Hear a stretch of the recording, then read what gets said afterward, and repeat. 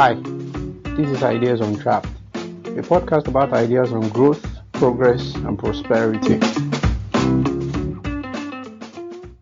I am on today with Biola Kazeem, who is a sports media entrepreneur. You're welcome, Biola. Hi, Toby. Great to join you and obviously your listeners as well. If we go back 10, 15, or maybe 12 years ago, the sporting landscape in Nigeria was a bit different in terms of the experience. There was movie track and field, there was the Coca-Cola FA Cup. But now most of the experience have sort of transformed into betting centers and viewing centers. What happened? What exactly went wrong with our sporting landscape? It's a series of things. It's not just one thing that happened. Like you rightly said, there was a time where we had what you'd say was a flurry of activities and the private sector participation in sports via owning or sponsoring top-tier sports assets and properties and events. But also, as you rightly said, over the past few years, 10 years, what we've seen is winning participation of the private sector. And like I said, it comes down to quite a number of factors. The first one, obviously, has got to be that threshold for transparency, the threshold for sticking to agreed KPIs and all of those kind of metrics are higher in private sector work than in public sector work. And so what we'll see is some dissonance in the expectations of this private sector when they put some of their money. Some of this money is CSR budget, some of them is sponsorship and marketing budget. So when those KPIs and thresholds are not being met, naturally what you are going to see is withdrawals, what you see is sponsor fatigue, and what you see is outright refusal to even participate in that fair. What has happened over the past few years as well that a lot of people in sports have not paid attention to is that we have witnessed the growth of entertainment as well, music and movies. Obviously, that growth has been organic and that growth is authentic. The connection that music and movies have to Nigerians right now is deeply authentic. So brands are taking a lot of the money that ordinarily would have gone into sports that is unaccounted for. They are finding transparency very difficult. They are finding their engagement levels are low because, people typically don't go to the stadia and they are not as well organized, so to speak. Are taking all of that money into entertainment. And that money it's like a self-fulfilling, how do I say this? So the more money you put into entertainment, the better entertainment gets, right? Yeah. And so entertainment events are getting better. Our movies are getting better. We are seeing cinema releases. We are seeing premieres. On the music side of things as well, we are seeing packed halls. A couple of people have tried stadia shows. We are seeing growth in that sector. Some of these things were things that were not happening when sports sort of like had quite a bit of attention from the private sector. The other thing we will say as well is that fundamentally sports itself is an appetite that people have. The appetite is not necessarily served anymore by the local sports scene. So I like football. People like football. So if I'm not watching on the local scene, because I like football, I'll watch La Liga. I'll watch the EPL. I'll watch the German Bundesliga. I'll watch the Serie A. I'll watch the Champions League. I'll watch the English FA Cup. So my need for sports is not tied down by patriotism. So a lot of eyeballs, a lot of attention, a lot of engagement have gone to foreign sports. What we have seen as well is that brands have gone to where the eyeballs have gone. And so a lot of the monies that will have gone to the local sports scene, we are seeing brands sponsoring the biggest sporting properties in the world, putting millions of dollars behind it. The EPL, the Champions League, all of these big leagues are sponsored by brands that are active in Nigeria, not necessarily local brands, but brands that are participating in the Nigerian economy, selling to Nigerian consumers, are taking their money, in that direction. So it's a flurry of things that have happened. But this more or less is sort of like the nutshell. People have moved, eyeballs have moved to entertainment, to foreign sports, and naturally, the sponsorship money has moved as well. Let's try to unpack some of the reasons. Obviously, entertainment has grown over set period as well. So now, is it a question of a failure of creativity on the part of the organizers? I mean, if you look at a brand like the EPL, there is an entertainment element to that Of course. brand as well. So is it a failure of creativity on the part of sporting organizers to go the direction that the entertainment and obviously people's interests has gone over the years? I think that the roots are a bit deeper than that. The first thing is that sports, to a large extent, in Nigeria, is part of the political patronage system. Sports in Nigeria is highly subsidized by government. So we have 20 clubs in the NPFL, 17 of them are state-owned. Most of the appointments of the club chairman are by the governors who appoint their friends, their acolytes, their political associates to run these clubs, not necessarily based on competence, but other factors. Like I said, it's part of the political patronage system. So the fundamental thing within sports in Nigeria is tied too deeply to government. In that sense, government controls it by releasing budgets, by appointing people to manage those budgets. The people they are appointing, those managing the budgets, are not the smartest tools in the box. That's the reality. They are not there to grow things. They are there to, in quote, run things. And so the basic structure of a Nigerian club, for instance, is that you have a club chairman appointed by the governor who is given a budget every year. He has to go and fight for funds to be released. He has to pay his players. There isn't enough emphasis to build the clubs into franchises that are self-sustaining and maybe even profitable. So that is the fundamental thing. Entertainment, music, and movies were less tied to government. They had always sort of like existed in the private space, where the evolution of the movie industry in Nigeria, starting from the days of Living in Bondage, where a couple of boys just coming together, shoot movies, try to sell first on cassettes, then it gravitated into VCDs, and on and on and on, and it's grown into a multi-million-dollar industry even within Nigeria, so much so that it's material for export. People are consuming Nigerian content from all across the world, but this was the origin. Same as well with music. Music was not as tied to government as sports has been tied to government from day one. So when it was time to make the big push, it was a lot easier. If you wanted to make the big push in sports, the first thing you need to fight is to decouple it from government. Government likes control, but the control obviously is not allowing the value chain to be created or to be expanded. The value chain simply does not exist because, like I said, the modus operandi is extremely too simple, too basic. It is that there are 17 clubs. Some of them don't even have boards. They just have some executive chairman guy who runs the club by fiat. And so there's a basic lack of structure. There's a basic lack of direction. That means that we can't even start talking about how the EPL has been packaged to that level. It should be said as well that the origins of the EPL in its present iteration started in 1992 when clubs broke free from the FA to start a Premier League. And obviously, they had Sky money to back them up initially, and they built a product that, it's being consumed all over the world. People are paying billions of dollars to have access and rights just to watch the EPL. It has become a cultural phenomenon in the sense that I read the stat about 7 of every 20 people that visit the UK go to an EPL stadium. It's become cultural. It's gone beyond sports. It's become a core part of tourism to England now. They've grown that asset, into that. So if we're going to go in that direction, which ultimately we will have to go, the first thing we need to do is to decouple sports completely. Maybe not completely, because the other thing as well is that you see there's an element of sports where there is a representative component of sports where sports teams represent Nigeria. Do you understand? So there are various federations in various sports who are supposed to put up teams to represent Nigeria.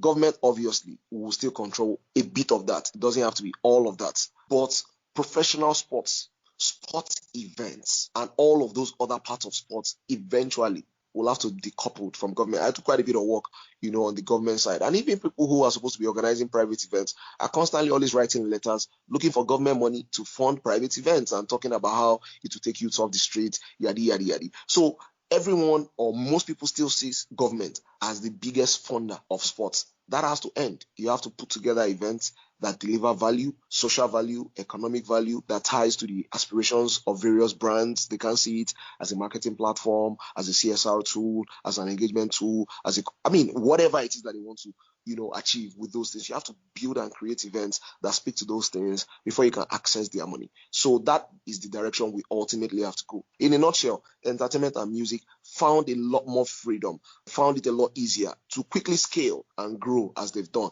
With sports, it's a bit more difficult because fundamentally, sports is controlled, funded by government. Great point. Another angle I would like us to explore is that are there obvious Nigerian factor type constraints here? Because even back in the day, you go to some of these events, security is poor, the facilities are poorly maintained. So if a private company, for example, is going to invest and these investments are going to be privately led, obviously with no basic security and infrastructure, the scale of the investment are going to be higher, a lot higher. So are these some of the constraints that the industry is facing? Yes, definitely. But like I said again, we'll have to look at the entertainment industry for some level of inspiration.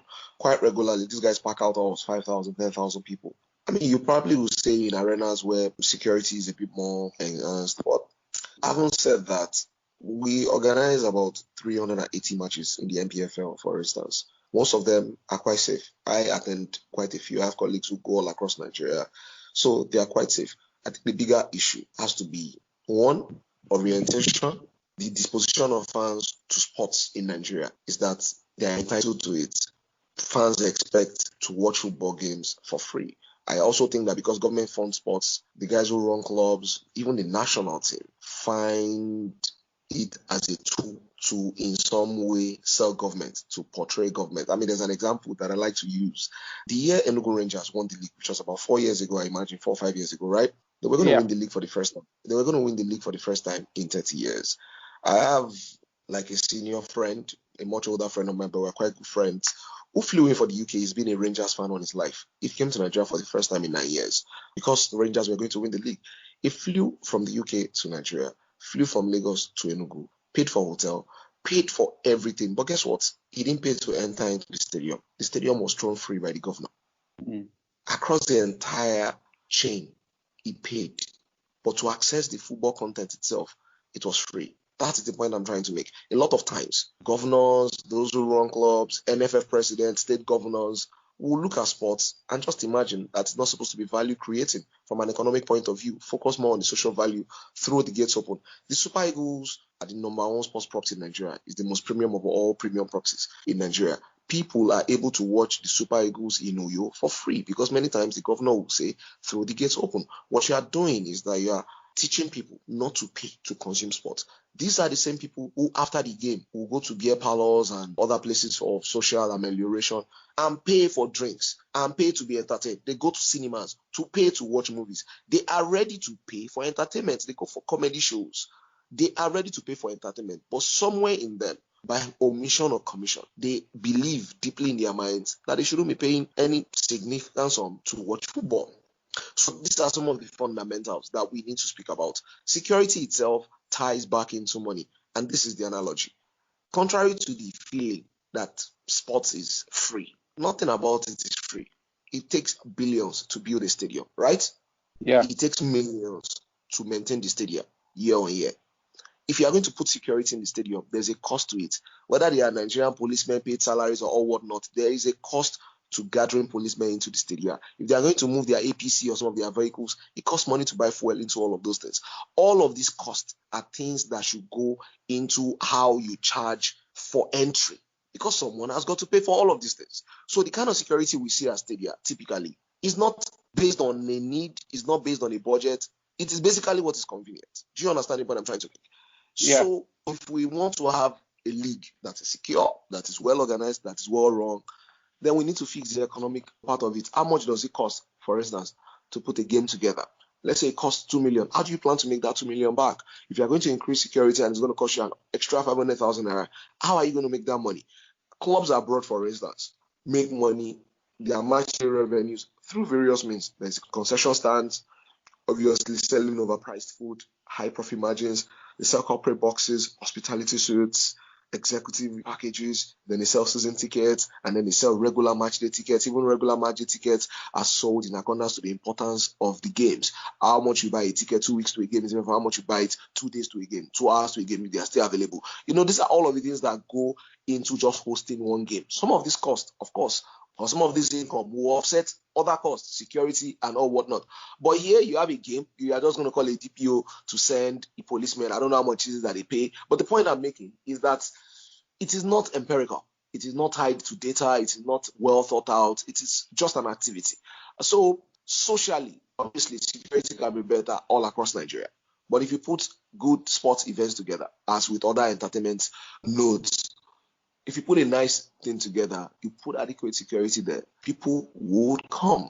The need to be entertained, the need to be with other people, the need to consume sport will always be there. If we organize better, we will see an improvement in football, we will see an improvement in the match day experience, and that will dovetail naturally into other factors like security. Let's zoom out a bit. Is there a correlation between investment and talent? Now, this is where I'm going with this. The Chinese have been investing a lot in football, for example, for years. attracting a lot of global football stars, even coaches. But we have failed to see a breakout Chinese footballer over the same period. So what's going on? Um, it depends. What I'll say is that the Chinese are very patient people. They've been investing in basketball even longer than football. They probably invested more money in basketball, than football. But they got their Yao Ming, didn't they? But just Right? yeah, I mean, Yeah, I know, but they got their Yao Ming. I think that it's a lot of things. I mean, I don't live in China. I don't know how China is set up, but I think that some sports are, in quotes, a bit more natural to people, to various environments. So, for instance, the Indians will take to cricket. They will watch cricket. They love cricket. That's literally their sport. They've made some investments in football as well, but they're not going to get anything back from those investments really or they probably will be very, very, very patient. I think that same will go for the Chinese. I think that basketball, baseball are sports that the average Chinese loves a lot more than football. So yes, it's a bit difficult for them to find breakout stars.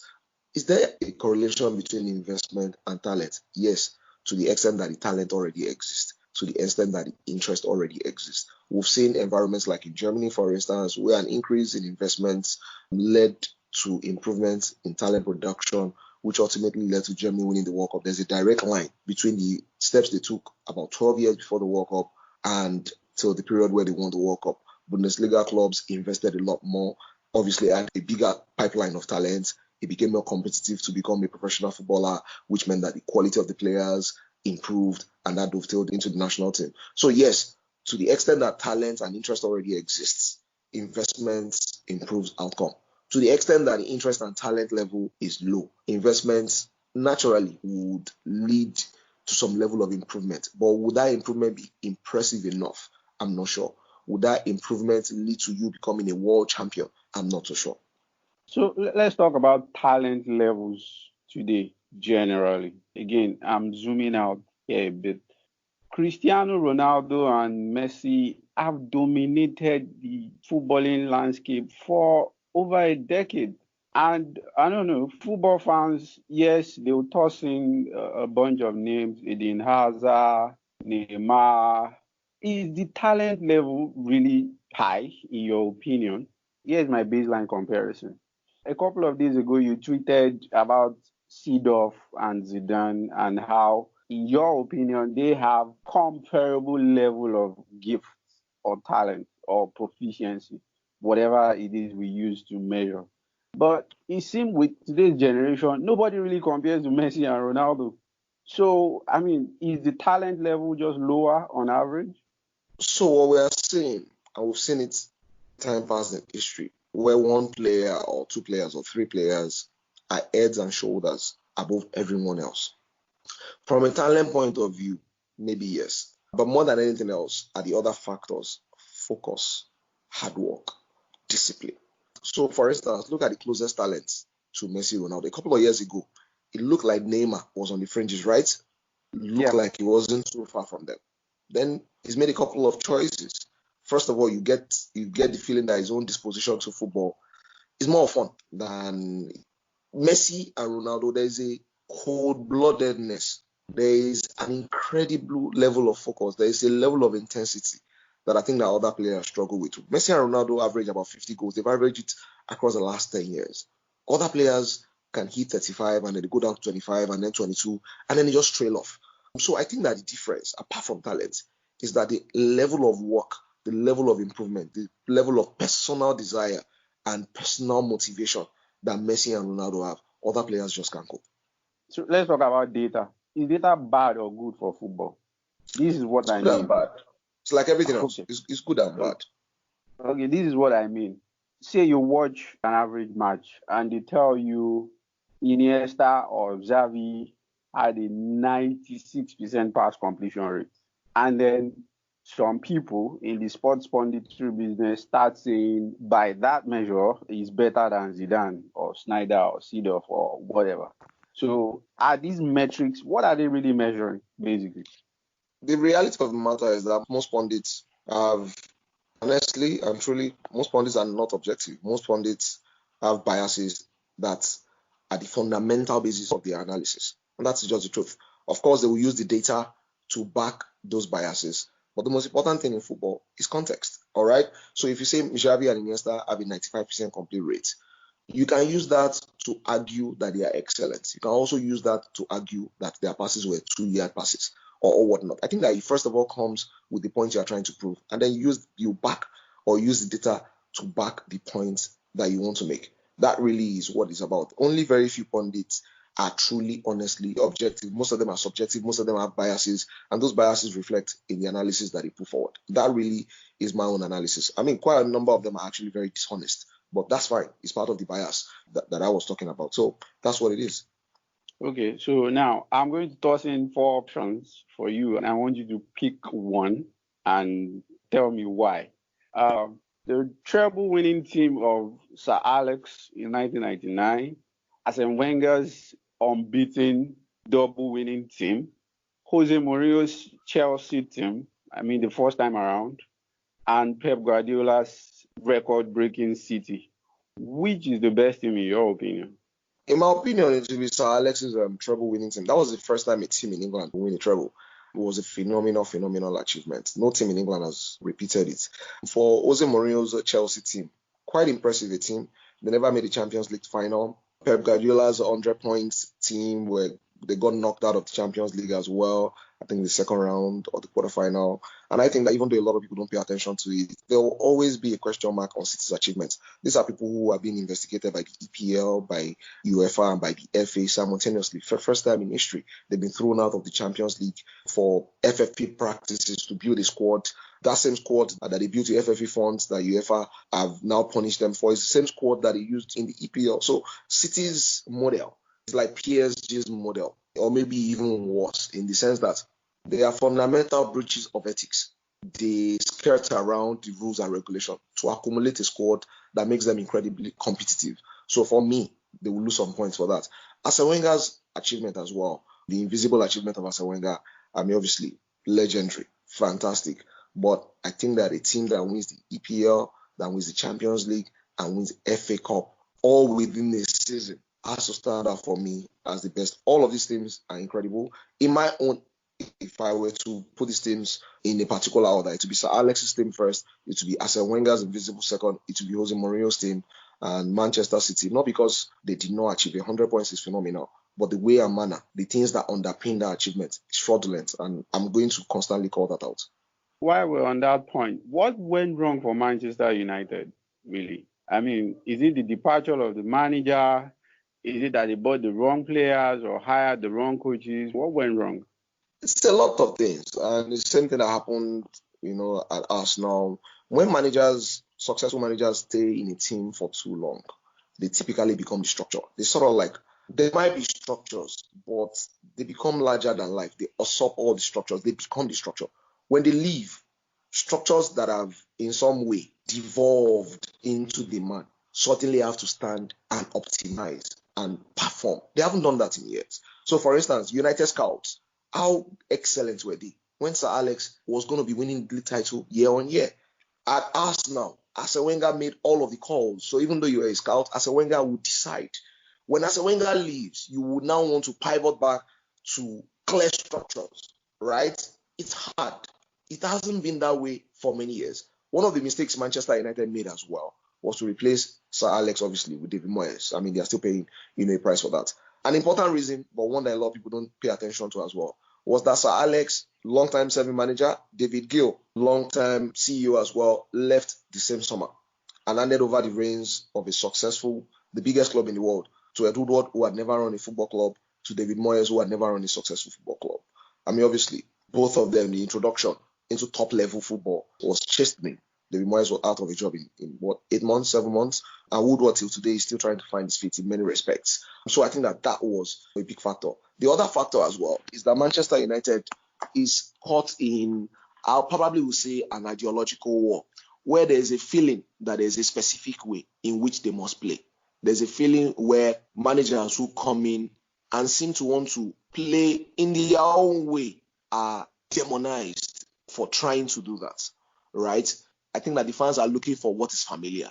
The club is not successful. You are not winning trophies. You are not as huge as you used to be in terms of winning. There's a pivot or there's a desire by the fans for something that's familiar. And that's the reason why Ole Gunnar Solskjaer's appointment has largely worked, because it connects them back to a past that they are longing for. So the club with LVG, with Jose Mourinho, was caught in an ideological war. Must we play in a certain way? What certain way must we play? A manager who doesn't play in a fantasized way that is not articulated by even all of the fans. For instance, Jose Mourinho won an European trophy at Manchester United. He won the League Cup. He finished in the highest position ever since Sir Alex left. Had the highest number of points, all of the numbers. But for some reason, he's supposed to be a villain. Why? Because United fans have convinced themselves that playing like Sir Alex is the holy grail. So United are now Ole Gunnar Solskjaer. Is he playing the Sir Alex way? I don't know. I'm not so sure. I've watched many United games. Horrible. But because he's Ole Gunnar Solskjaer, because he's familiar, because he represents a link to the past, he's going to get a free pass. What I imagine will happen is that if over 2-3 years he's also not winning trophies, you have another wing of the club that will come forth and say winning is what defines Manchester United. We've also had a period where the managers who have come in, LVG and Jose Mourinho, have also had to contend with the fact that the legends of the club, Scholes, the Gary Nevilles, and all one, who carry a lot of value in terms of shaping opinion of fans. I've not necessarily liked them, not because those two guys are bad coaches, but because also Scholes and co think that the only people who should be at Manchester United are people like them. And so when these guys come in, they are fundamentally treated as outsiders. And so their errors are amplified and their successes in some way are dismissed, quite frankly. And so we've had a period where when Jose Mourinho is struggling or LVG, it is a tragedy. They hate the club. They don't respect the club. When Ole Gunnar Solskjaer is struggling, it will be every other reason in the world except Ole Gunnar Solskjaer. I imagine that United will be stuck in this rut for the next couple of years. So we'll see how it works. But it's just a lot of factors. It's a club you necessarily won't say in a battle with itself, because now there's Ole Gunnar Solskjaer, and so there's an alignment between who is the manager and the legends, and the fans. The last alignment that has to happen now is result. The longer Ole Gunnar Solskjaer goes without a result, I imagine that we will not have loud agitations. You will not have situation where it's being condemned in the media, right? But there will be some grumbling by fans that, hey, we are not winning, right? We need to be winning. And I think that the challenge for Ole Gunnar Solskjaer, like I said, there's an alignment with him now. There's an alignment with the legends, having a manager who is their friend. The fans also connect to a manager who comes from their past. The last thing that has to happen now is for Ole Gunnar Solskjaer to start winning. It's certainly surprising to me that Manchester United can be caught in an ideological battle over playing style, because, in my opinion, Manchester wasn't exactly sexy under Ferguson. Certainly not all the time. Oh, yes. And I mean, honestly, the reality of the matter, these arguments are never usually made from a logical, objective point of view. They are made emotionally. And so people deceive themselves and say, oh, Sir Alex, who used to play fantastic football. I was a Manchester United fan, or I am a Manchester United fan. I'm a match-going Manchester United fan. I regularly go to England to go and watch Manchester United. The football was the football. It wasn't anywhere close to a clear philosophy like Arsene Wenger, for instance, right? I mean, some of the greatest moments in United's history were scruffy goals. And we got to a point where, for instance, when a Moro and Fellaini scores, United fans are unhappy because to them, he doesn't represent what they are about. And I'm like, what exactly are you about? The one thing you can take away from Sir Alex's time was winning. It wasn't so much for a philosophical approach to football or an ideological approach to football. Sir Alex was committed more to winning. He achieved that in various ways. I've seen United games under Sir Alex where United were battered, but somehow they found a way to win. And so when you come up with this idea that Manchester United is about entertainment, it's about attacking football, it's not necessarily true, to the extent that Louis van Gaal was not necessarily about defensive football. Jose Mourinho is not necessarily about, he's got the scoring record in Spain till this day. He had the scoring record in England for a while. He had scoring record in Italy. So how he has been framed as a defensive coach, and, English football reportage is very, very strange. In my opinion, I think that it is dummified and brought down to such a low level so that more and more people can participate. It's the only league where you see people who didn't even attend school think that they know what they are saying. And so players are framed into creative players, defensive players, coaches are put into boxes, attacking coaches. All of these things aids understanding. I hope you understand the point I'm trying to make. It aids participation in conversations. But the real conversation, the real analysis is a lot more nuanced, it's a lot more complex. demands a lot more intelligent thinking than all of the framing of Man U is attacking, Chelsea is defensive, Guardiola is attacking, Mourinho is defensive, Fellaini is not a ball-playing player. I mean, I try to stay off it because it's become what it's become.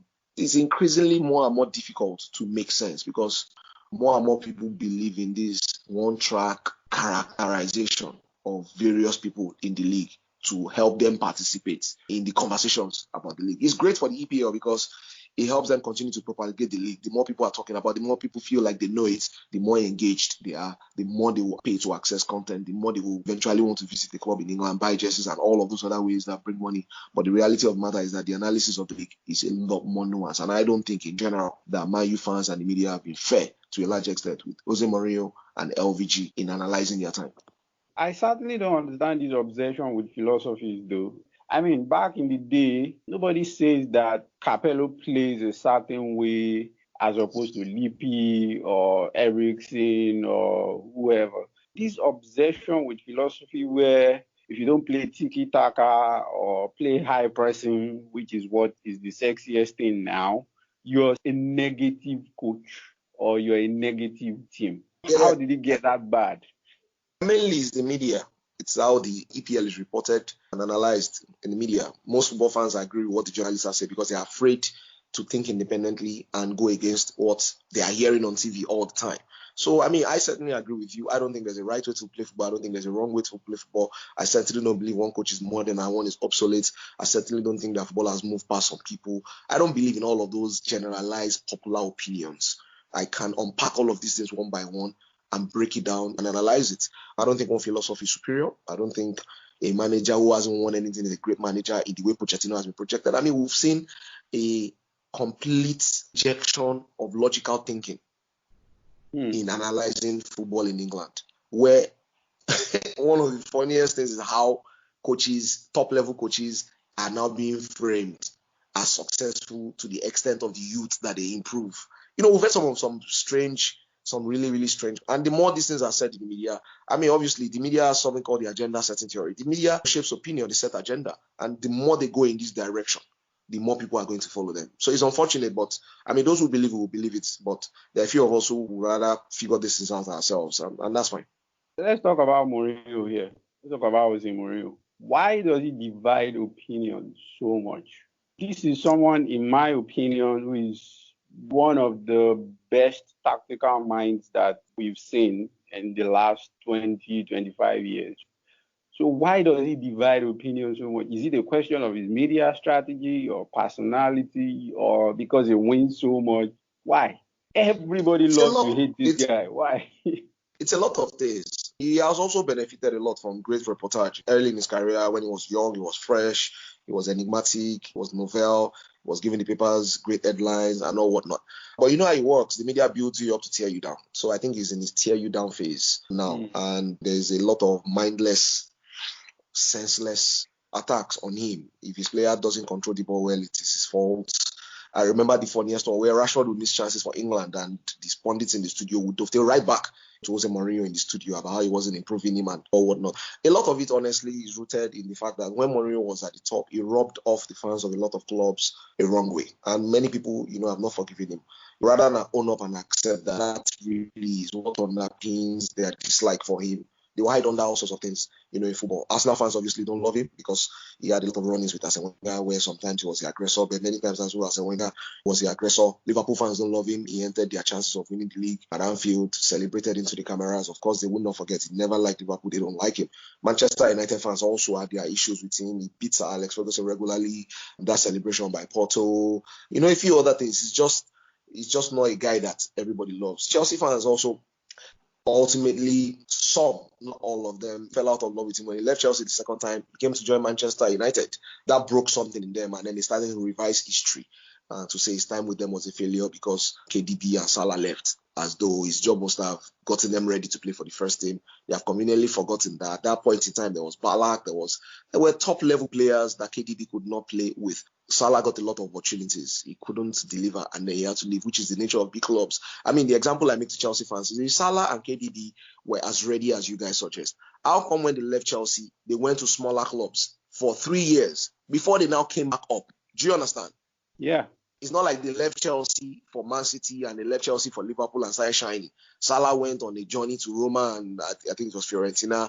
KDB went to Werder Bremen and Wolfsburg before he came to Manchester City. And then they started playing well around 24, 25, which is around the age that you eventually, will emerge. So, you see, here's the thing.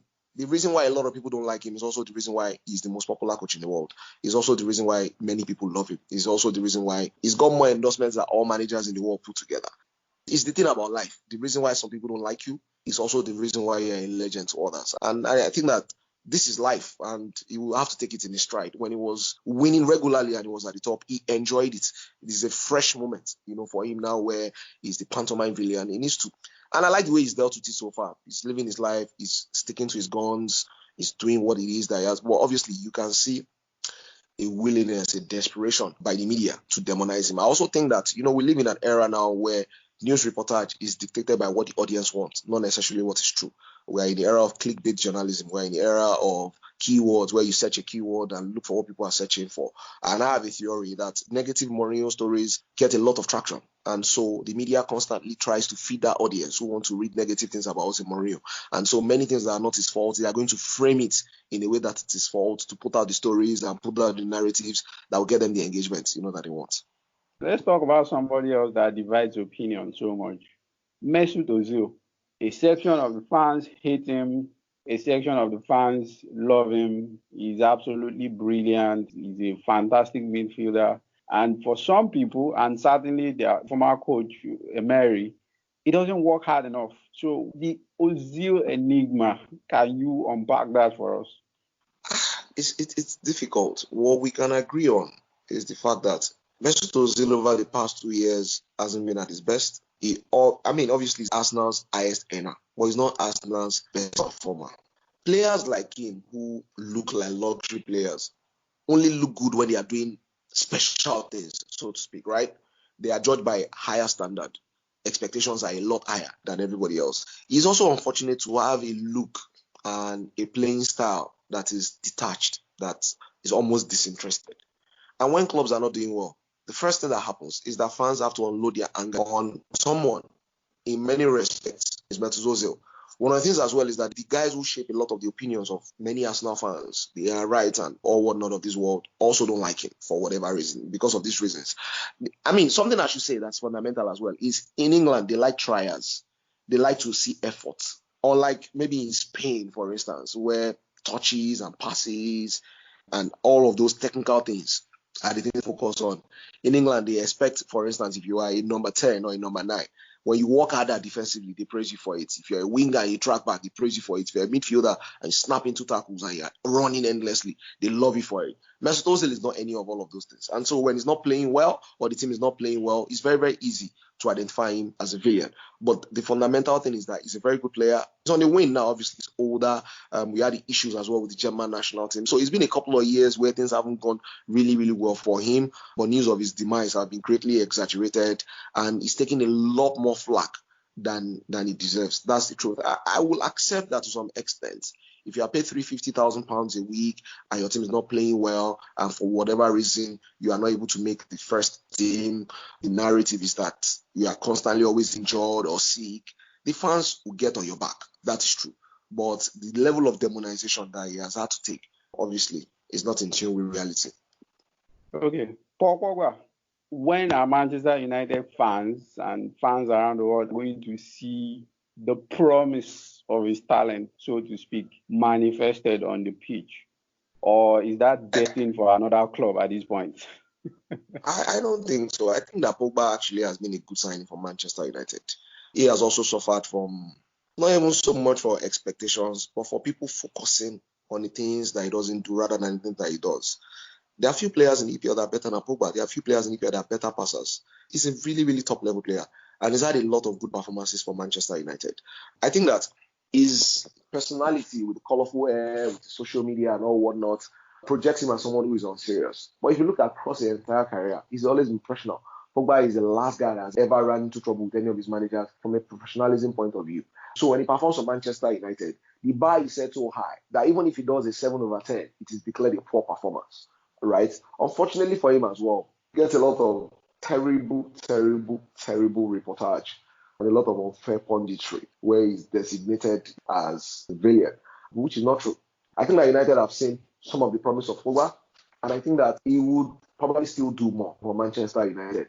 But the idea that he's a flop, the idea that he doesn't perform well, the idea that he plays badly all the time is simply untrue. He plays quite well in most games. It's not a few bad games like eventually will, but more often than not, it contributes. More often than not, going forward, is the guy who tries the audacious things. He loses the ball a lot because he tries audacious things. Players like him who constantly lose the ball. It is the gift and the curse of being an exquisite talent. Pogba is a precocious talent. He's quite more talented than most other players. So I say to people that when people say it should just be simple, he should do the simple things. When he does the simple things, then he becomes Scott McTominay. He is not Scott McTominay. He must do the exquisite thing. He must try the difficult parts. He must try to dribble. He must try to keep possession under pressure. That's what makes him special. And people are trying their best to judge him by how simple he becomes, rather than focus on the fact that this is an exquisitely talented player who does a lot of great stuff, but they have decided to focus, on the things or on the mistakes that he makes. In my view, as a signing for Manchester United, I will rate him a solid 7/10. And I think that with Bruno Fernandes, with improved quality all around the team, United are a stronger team with Pogba than without Pogba. Okay, as a thought experiment, and I've done this with quite a few friends. If you ask people to name some of the best coaches in the world right now, or say in the last couple of years, they will tell you Pep Guardiola, obviously, Jose Mourinho, Jurgen Klopp, Diego Simeone. Zinedine Zidane never comes up. And this is a guy that won 3 Champions League titles in a row. So why isn't Zidane getting the credit that I think he deserves as a coach or as a tactician? People just say, "Oh yeah, he's a great man manager" and stuff like that. Why is that? It's a lot of things. It's not so.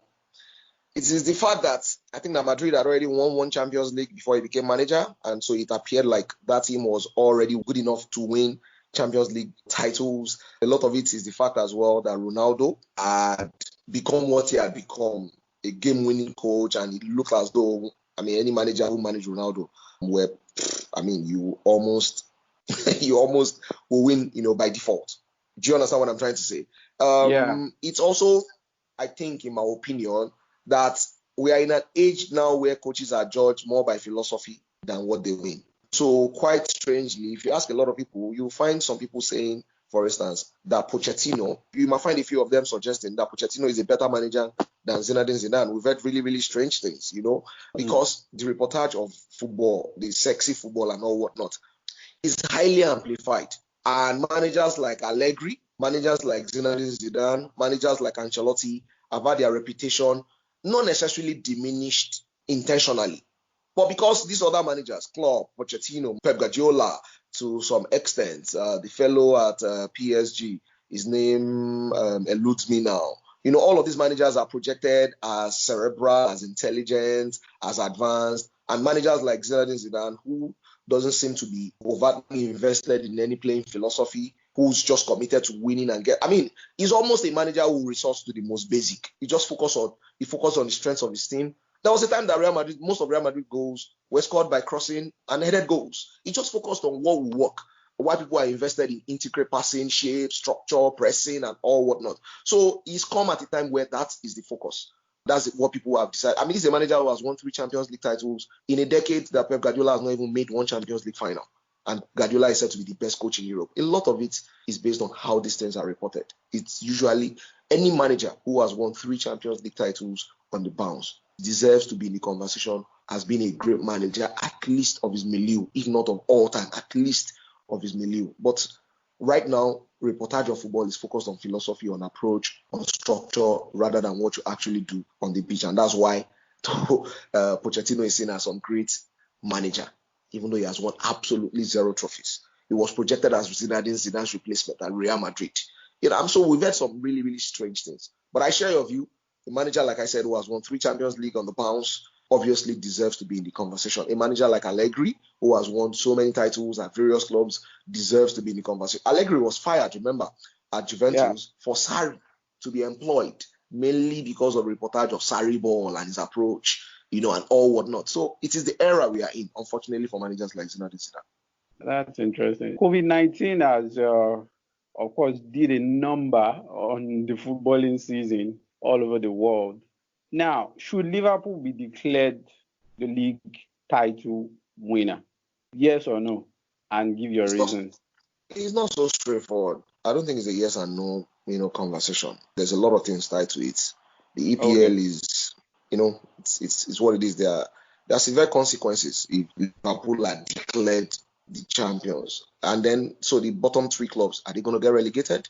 They will say to you that we haven't finished playing our game. So it's a lot more complicated than yes and no. The notion that I hold, though, is that whenever football resumes, the league should be completed.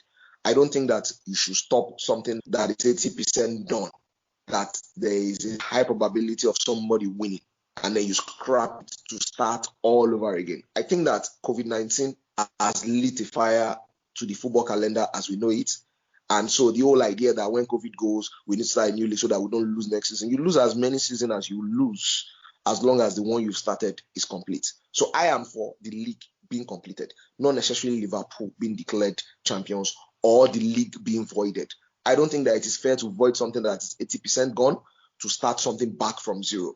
Whenever COVID-19 allows all of us to come out and play sports safely, I think that the first priority should be to complete the league, and then you figure out to start next season and the season after. I don't think we should scrap a season, like I said, that is 75% gone to start another one from zero.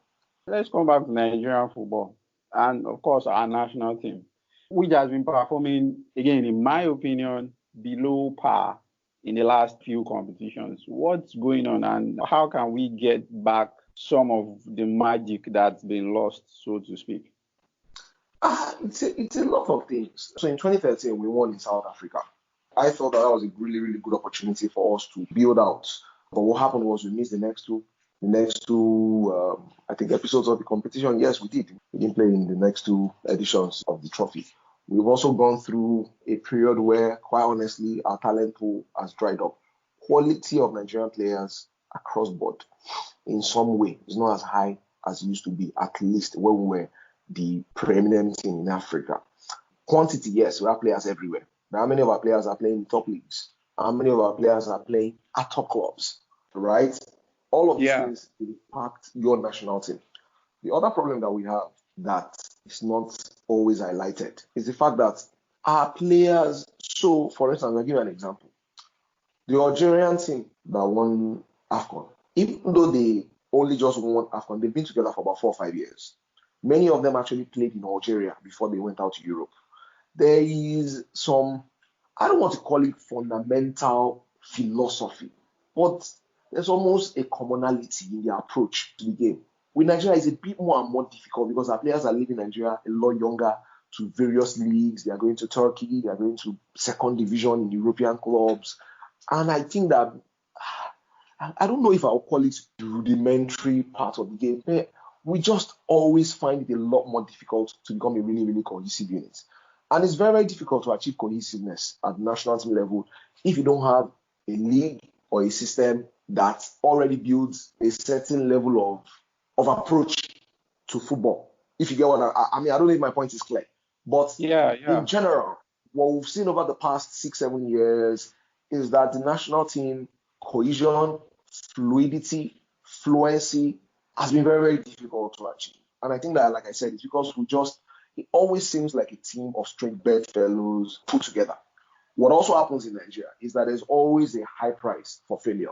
So if you look at the iteration of the Keshi team that won Nations Cup in 2013, by 2017, almost all the players, had left. So it's almost as though we don't qualify for a competition or we don't win a competition. There is a heavy turnover of players. So we hardly, ever persevere. And that's why I say to people that I think that Gunnar Ross's biggest achievement over the past 3 years has been stability. We have a core group of about 16 players who are constantly regular in the national team and a revolving 7 or 8, depending on their form and what their competition is doing outside. So I think that what we need to do is to be patient. We didn't qualify for last 2 AFCONs, and then Ghana came, and then we became the third best team in Africa. Prior to that, we qualified for AFCON very easily. We qualified for the World Cup easily. We went to the World Cup and put up I wouldn't call it a satisfactory performance, but it wasn't such a bad performance. It wasn't as bad as many people made it seem. The national team is stable, maybe not exciting. The quality of players is not phenomenal. So we are seeing seeds. We are seeing signs that we might be onto something. And that's why I found all of the drama around the renewal of Raw's contract quite funny, because it looks like we are going in the right direction. It might just be good to continue that journey, if you get what I'm trying to say, rather than halt that journey, end that phase, and then start all over. Because when the new manager comes, whether you like it or not, he's going to undo a lot of the things that Raw has done, and he's going to tell you that he's starting a phase. With Raw, he can't tell you he's starting a phase, he's continuing a phase. And so the next AFCON Ghana Raw goes right now. Obviously, the target will not be to finish third, it will be to win it. You understand the point I'm trying to make? The team will get incrementally better. Expectations will get incrementally higher, and everyone will respond to that rather than end it and start all over. So we've had Keshi since 2013. We had Keshi, we had Siasia, we had Polise, then we had Siasia for a brief period before Ghana Raw came, and then it looked like Raw was going to go, but it does look now like he's going to renew his deal. So the level of turnover of managers, turnover of players, I think that we just need to calm down, achieve stability first, which is what we have achieved. And I think that over the next year or two, we can build on all of this that we have achieved to make another league and possibly become the best team in Africa. I mean, right now, yes, the Algerians won AFCON, but our team at AFCON was, quite competitive. So we're not too far from being the best team in Africa. I mean, we spanked Cameroon during the World Cup qualifiers. It looks like we're not too far from being the best side in Africa. We just need to be a little bit more patient to stick to what is working. I wouldn't say to reduce our expectations, but to manage our expectations. I found a lot of Nigerians being disappointed and Nigeria losing to the eventual champions via a late free kick. And I was like, we didn't even qualify for the last two episodes of this same competition. Where is this disappointment coming from? Where is this disappointment coming from? I hope you get the point I'm trying to make. I think about 14 of our players were playing at their first AFCON or something like that. I hope I'm right. These are facts. We've had a manager, his win rate is really high. We qualified very easily. We beat some of the best teams in Africa effortlessly. The team is well-defined. There's stability. We are not hearing rumors of string players being invited. Obviously, there's no chaos. Players are not fighting for their bonuses. We are making progress, and we should continue in that journey. And hopefully, by the next AFCON or the one after, eventually we'll get back to the summit of African football. So a bit of patience is necessary. But I certainly think that the Super Eagles' trajectory is on the upward. Raw, I think, has done a good job, and I think that he should be allowed to continue to do that job, and I think that we should also support him as he continues to do that job. One final thing. Didier Drogba or Samuel Eto'o? I mean, why are we having that conversation? Samuel Eto'o is the greatest African footballer of all time. Samuel Eto'o is the best striker ever from Africa. The data is there, it's clear as daylight. Eto'o is the best African striker. Drogba, for the record, Chelsea fans will disagree with you. I mean, obviously they will. And Drogba was the beneficiary of a lot of great reportage, right? I mean, his personality connects with the average African. He's a fighter, he's a warrior type. He's very, very physical. So that connects. But in terms of pure numbers, it doesn't come close to Samuel Eto'o. It doesn't come anywhere close to Samuel Eto'o. Samuel Eto'o is one of the best strikers in European football history, actually. It's not just Africa. And I don't think there's a competition between them. In terms of popularity, he's probably as popular as Eto'o. Because like I said, Drogba obviously was a media talent and connected across the African continent. But in terms of actuals, there's no basis for comparison. All right, Biola, Kazeem, thank you very much. It's been fantastic doing this with you. I've already enjoyed myself. Thank you very much. You can subscribe to the podcast and our newsletter on untrapped.substack.com. Again, untrapped.substack.com. And also get notified about future episodes